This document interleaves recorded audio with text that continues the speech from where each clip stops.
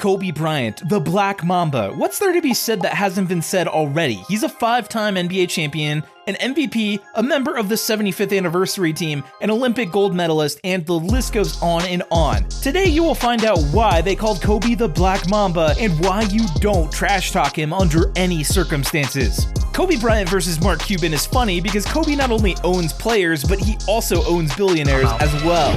Mark Cuban was the owner of the Dallas Mavericks at this point in time.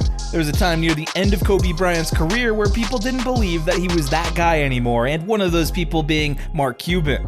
Mark Cuban openly expressed how if he were the Lakers front office, he simply would not give Kobe Bryant a new contract and would amnesty him.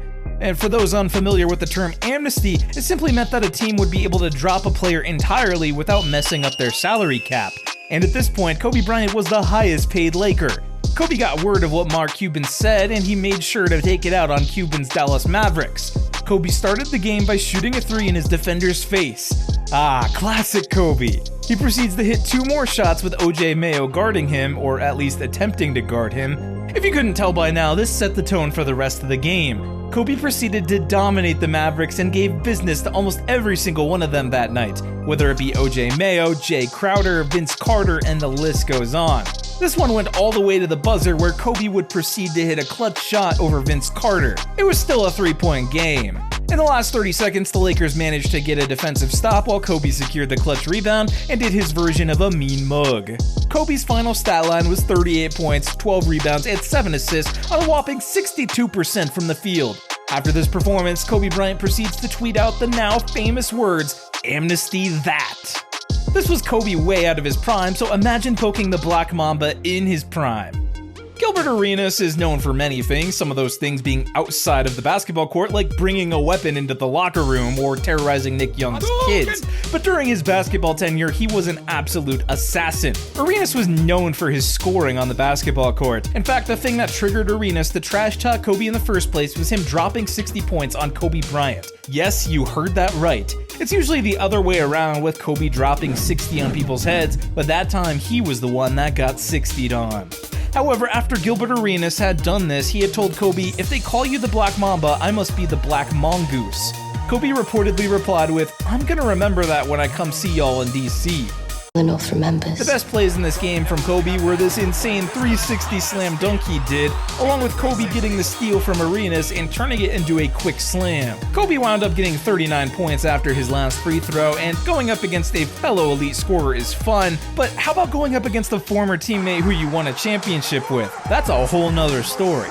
Kobe versus Ron Artest is just about as good as it gets. 2 former teammates going against each other and becoming rivals in the process. They never had a real dislike for one another while they were teammates, but it's all different when you're in different jerseys on different teams. This takes place during a normal Rockets versus Lakers game in the regular season. It was a rather close one, and everything was normal until Ron Artest decided to poke the Mamba. He did so by putting an elbow in Kobe's face, which Kobe was simply just not a fan of.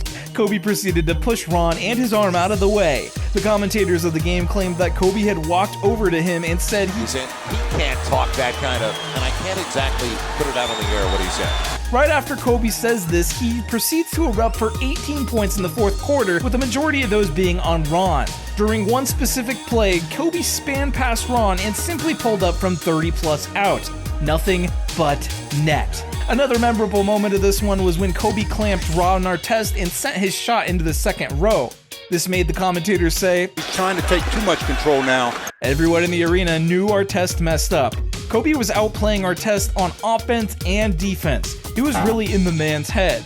The best part about this was when Kobe was at the free throw line and Ron Artest starts talking to Kobe.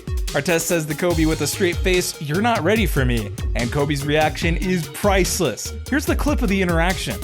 If you weren't able to catch that, Kobe responded with, "Oh, you a comedian now?" and proceeded to laugh in that man's face. I don't understand how you can get beat down like that on both sides of the floor and still have the audacity to talk trash. Ron Artest is truly funny, man. But what's even funnier is thinking Kobe is the kind of man that flinches at a basketball. Our next victim of the Black Mamba is Matt Barnes. Kobe versus Matt Barnes is arguably the most popular and well-known Kobe trash talk interaction. This one happened somewhat fast. We got a first glimpse at it when Kobe Bryant goes to box out Matt Barnes on a rebound, and they immediately get into it, which results in Matt Barnes and Kobe Bryant going face to face, and Kobe responds by putting his hands in the air to show that he's not doing anything. But in reality, he's very aware of what he did, and in addition to this, Kobe Bryant's eyes never leave Matt Barnes. He continues to stare at him throughout the entire interaction and vice versa for the most part. Things died down a bit, but proceeded to pick back up again in the same game when Matt Barnes does the infamous pass fake in Kobe's face in the third quarter, but right before he does it, notice the subtle animosity where they both bump into one another prior to this. Moments like these is where you can really see the kind of man that Kobe was. Moments like these are the reason he's called the Black Mamba. That simply cold-blooded Kobe Bryant proceeded to absolutely torch the Orlando Magic and Matt Barnes in the fourth quarter, although he did end up losing that game by a couple of points. The bright side? Kobe left that arena smiling in his head, knowing he sent that same Orlando Magic team home en route to his first championship without Shaq. In addition to this, his Lakers would go on to beat the Orlando Magic in their next game. Going against a foe that turned into a friend is fun, but going against the GOAT and torching him is what makes legends.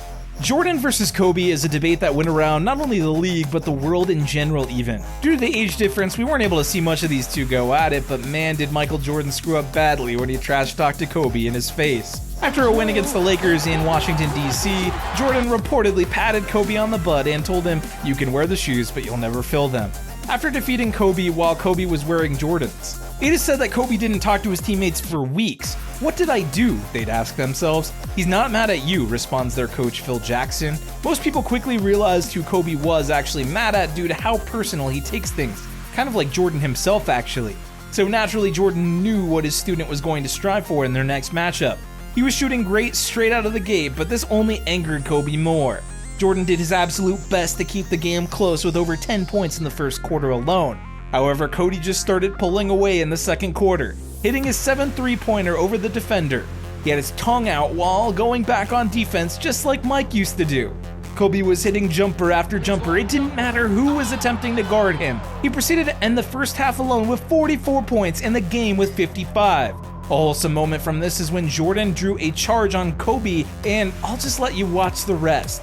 These two still loved each other to Kobe's last day, but their sheer competitiveness rarely allowed them to show it on the court. These were 5 moments as to why NBA players fear trash-talking Kobe Bryant. If you feel we missed any, please be sure to let us know in the comments section. Also be sure to share what video you'd like to see next, and as always, thank you for watching and be sure to subscribe and leave a like.